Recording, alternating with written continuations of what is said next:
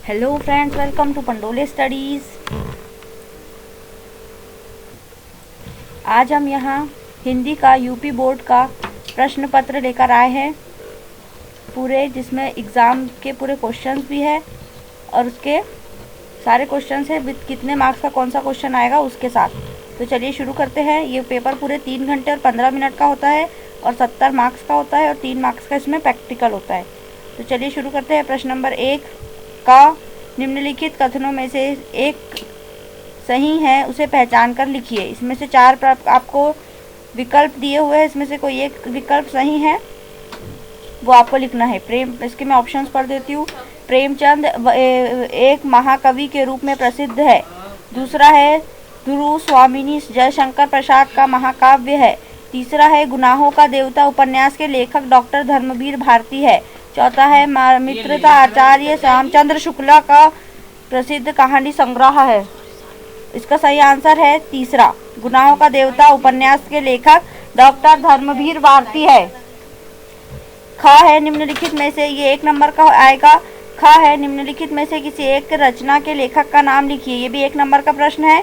इसमें से आपको चार रचनाएं दी हुई है, इनमें से किसी एक का आपको नाम लिखना है, लेकिन मैंने आपको चारों के नाम दे दिए। जो भी आपको सही लगे आप इसमें से जो भी आपको इजी लगे वो आप याद कर सकते हैं। जैसे कि इंद्रजाल का लेखक कौन है? जयशंकर प्रसाद। दूसरा है मेरी यूरोप यात्रा, उसका लेखक है डॉक्टर राजेंद्र प्रसाद। तीसरा है अर्धनारीश्वर, इसका लेखक है रामधारी सिंह दिनकर। चौथा है हिमालय की पुकार, इनके लेखक है जयप्रकाश भारती। इसी तरह से ग नंबर का प्रश्न है अजात शत्रु किस विद्या की रचना है? ये भी 1 नंबर का प्रश्न है। इसमें भी कवि लेखक का नाम बताना है। इसका लेखक है जयशंकर प्रसाद। घ है घड़े का एकांकी विद्या के किस लेखक का नाम, किसी एक लेखक का नाम लिखिए। इसमें भी आपको एक नाम लिखना है, तो डॉक्टर राजेंद्र कुमार वर्मा इसका सही आंसर है। और इसका भी आपको ये 1 नंबर का है। और प्रश्न भी बाण भट्ट की आत्मकथा के लेखक का नाम उल्लेख कीजिए। डॉक्टर हजारी प्रसाद द्विवेदी इसके लेखक है। तो जो पहला प्रश्न था वो पूरे 5 अंक का था, जिसमें आपको एक आंसर लिख के, छोटे छोटे एक आंसर लिख के आपको एक नंबर मिल जाएंगे। दूसरा प्रश्न देखते हैं। का प्रगतिवादी युग की 2 प्रमुख विशेषताएं लिखिए। ये 2 नंबर का प्रश्न है। इसमें आपको प्रगतिवादी युग की 2 प्रमुख विशेषताएं बतानी है। एक विशेषता बताने पर आपको 1 नंबर मिल जाएंगे और दूसरी बताने पे आपको दूसरा नंबर भी मिल जाएगा। और दूसरा ख प्रश्न है। प्रश्न नंबर दूसरे का ख है रीतिकाल की प्रमुख 2 प्रवृत्तियों का उल्लेख कीजिए। इसमें भी आपको 2 प्रवृत्तियां बतानी होंगी और आपको 2 नंबर मिल जाएंगे।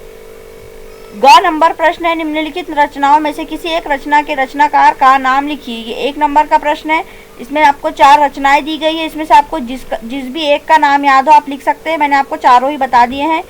जैसे कि कवि प्रिया के लेखक है केशव दास, पंचवटी के लेखक है मैथिली शरण गुप्त, उत्तरण के लेखक है राजकुमार वर्मा और रेणुका के लेखक है रामधारी सिंह दिनकर। अब हम प्रश्न नंबर तीसरे पर आ जाएंगे। निम्नलिखित गद्यांश में से किसी एक के नीचे दिए गए प्रश्नों के उत्तर दीजिए। का, इसके भी का और खा खंड है। तो का खंड में कुसंग का ज्वर सबसे भयानक होता है, केवल नीति और समबुद्धि का ही नाश नहीं करता बल्कि बुद्धि का भी क्षय करता है। किसी युवा पुरुष की संगति यदि बुरी हो तो वह उसके पैरों में बंधी चक्की के समान होती है, जो उसे दिन ब दिन अवनति के गड्ढे में गिरा जाएगी, और यदि अच्छी होगी तो सहारा देने वाली बाह के समान होगी, जो उसे निरंतर उन्नति की ओर उठाती जाएगी। ये हमें एक गद्यांश दिया है। इसका हमें प्रश्न नंबर 1 है उपयुक्त गद्यांश का संदर्भ लिखिए। संदर्भ लिखने पे आपको 2 नंबर मिल जाएंगे।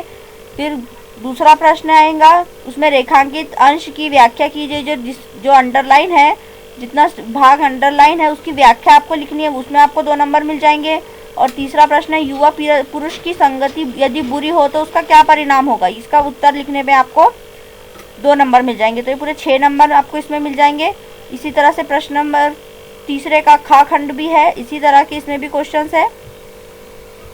इसमें भी आपको यही सारे प्रश्न है कि उपयुक्त गद्यांश का संदर्भ लिखिए, रेखांकित अंश की व्याख्या कीजिए और मनुष्य के पतन का क्या कारण है। चौथा प्रश्न देखते हैं। निम्नलिखित पदार्थ में से किसी एक की सप्रसंग व्याख्या कीजिए और उसका काव्य सौंदर्य स्पष्ट कीजिए। इसमें आपको दो श्लोक की दो पंक्तियां दी हुई है, का और खा। इसमें आपको इनकी सप्रसंग व्याख्या करना है। संदर्भ लिखने पर 1 नंबर मिलेगा, व्याख्या लिखने पर 4 नंबर लिखेगा और काव्य सौंदर्य स्पष्ट करने पे आपको 1 नंबर मिलेगा। ऐसे आपको 6 नंबर मिल जाएंगे। तो इसमें भी का और खा 2 खंड है। इसी तरीके से हम प्रश्न नंबर 6वां भी देखेंगे। सप्रसंग निम्नलिखित का संदर्भ सहित हिंदी में अनुवाद कीजिए। इसमें आपको एक श्लोक है और एक संस्कृत का दिया हुआ एक पैराग्राफ है, जिसमें से आपको संदर्भ लिखने पर 1 नंबर मिल जाएगा और हिंदी में अनुवाद करने पर 3 नंबर मिल जाएंगे। तो दोनों में से कोई आपको एक का करना है, या तो आप श्लोक का कर दीजिए या तो आप पैराग्राफ का कर दीजिए। प्रश्न नंबर 7वां, अपनी पाठ्य पुस्तक में कंठस्थ किया हुआ कोई एक श्लोक लिखना है जो इस प्रश्न पत्र में ना आया हो। निम्नलिखित प्रश्नों में से किन्हीं 2 प्रश्नों का उत्तर संस्कृत में लिखना है। आपको इसमें 2 चीज़ करनी है। अपनी पाठ्य पुस्तक में से जो ये का और खा है, का है कि जो पाठ्य पुस्तक में का ऐसा एक श्लोक लिखना है जो आपको अच्छी तरह से याद हो, और दूसरा खा है किन्हीं 2 प्रश्नों के उत्तर लिखना है। ये 4 में से, ये 4 प्रश्न दिए हुए, आपको इनमें से किसी 2 का उत्तर लिखना है संस्कृत में। प्रश्न नंबर 8वां है, हास्य रस अथवा करुण रस की परिभाषा लिखिए और उसका उदाहरण भी दीजिए। तो परिभाषा लिखने पर आपको 1 नंबर मिल जाएगा और उसका उदाहरण लिखने पर आपको 1 और नंबर मिल जाएगा। तो ये पूरे 2 नंबर का प्रश्न है। खा है प्रश्न नंबर खा, उपमा अलंकार की परिभाषा और उदाहरण लिखिए। तो परिभाषा लिखने पर आपको 1 नंबर मिल जाएगा और उदाहरण लिखने पर आपको 1 नंबर और मिल जाएगा। फिर ग है, रोला व सोठा छंद का लक्षण लिखकर उसका उदाहरण देना है। तो लक्षण लिखने पर आपको 1 नंबर मिलेंगे और उदाहरण लिखने पर आपको 2 नंबर मिलेंगे। प्रश्न नंबर 9वां, निम्नलिखित में से किन्हीं 3 के मेल में से एक शब्द बनाइए। 3 को मिलाना है और एक शब्द बनाना है। इसका दूसरा है, निम्नलिखित में से किन्हीं 2 के समास विग्रह कीजिए और समास का नाम लिखिए। जैसे कि माता पिता का समास विग्रह माता प्लस पिता हो जाएगा। पीताम्बर का समास विग्रह पीत पर प्लस अंबर हो जाएगा। महात्मा का समास विग्रह महान प्लस आत्मा हो जाएगा। त्रिफला का समास विग्रह त्रि प्लस फला हो जाएगा। और 5वां है पवन पुत्र का समास विग्रह पवन प्लस पुत्र हो जाएगा। इस तरीके से आपको समास विग्रह करना है। 1 नंबर समास विग्रह करने में मिल जाएंगे और 1 नंबर समास का नाम लिखने में मिल जाएंगे। इसी तरह से तीसरा है, निम्नलिखित में से किन्हीं 2 शब्दों का तत्सम रूप लिखिए। निर्गुण, लखन, काग, नेहा, भारती। इनमें से 4-5 आपको दिए, इसमें से किसी 2 का आपको तत्सम रूप लिखना है। अब प्रश्न नंबर 4 है, निम्नलिखित में से किन्हीं 2 शब्दों के 2 पर्यायवाची शब्द लिखिए। इसमें से आपको 5 में से कोई 2 का लिखना है जो भी आपको 2 अच्छी तरह से पता हो, तो उसमें आपको 2 नंबर मिल जाएंगे।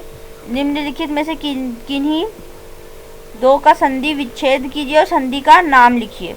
तो संधि विच्छेद और संधि का नाम लिखने में आपको 1-1 नंबर मिल जाएंगे। तो ये पूरे 2 नंबर का प्रश्न हो जाएगा। फिर प्रश्न नंबर 10वां है। प्रश्न नंबर 10वां, पंचमी विभक्ति बहुवचन में लिखिए। और इसी तरह के प्रश्न आपको इसमें आएंगे। तो ये पूरे 8 नंबर का होगा प्रश्न नंबर 10वां। और प्रश्न नंबर 11वां है, निम्नलिखित में से किसी एक विषय में निबंध लिखिए। इसमें आप कोई भी विषय लिख सकते हैं, जैसे नैतिक शिक्षा का महत्व, दूसरा जल संरक्षण की आवश्यकता और उपाय, खेल का आंखों देखा वर्णन, किसी भी खेल का आप लिख सकते हैं आंखों देखा वर्णन, मोबाइल फ़ोन के अति प्रयोग से संभावित हानियाँ, और 5वां टॉपिक है यातायात के समय की समस्या एवं समाधान। तो इसमें से कोई भी जो भी टॉपिक आपको एकदम अच्छी तरह से जिस पे आप लिख सकते हैं ज़्यादा से ज़्यादा शब्द, वो शब्द पे आपको वो विषय पर आपको निबंध लिखना है।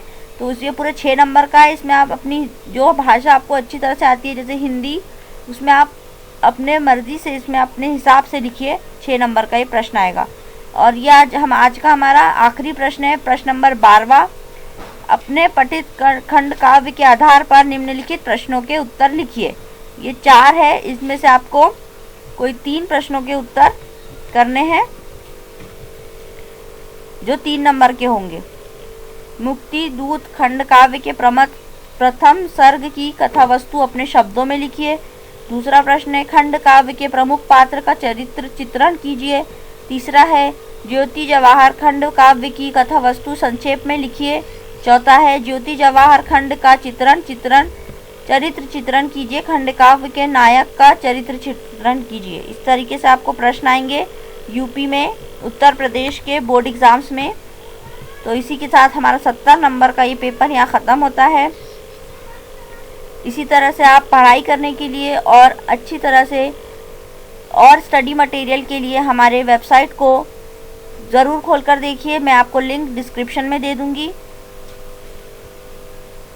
और हमारे चैनल के ऐसे ही वीडियोस के लिए हमारे चैनल को सब्सक्राइब कर लीजिए। इस वीडियो को लाइक कीजिए, कमेंट्स कीजिए, शेयर कीजिए और सब्सक्राइब कीजिए। Thank you for watching.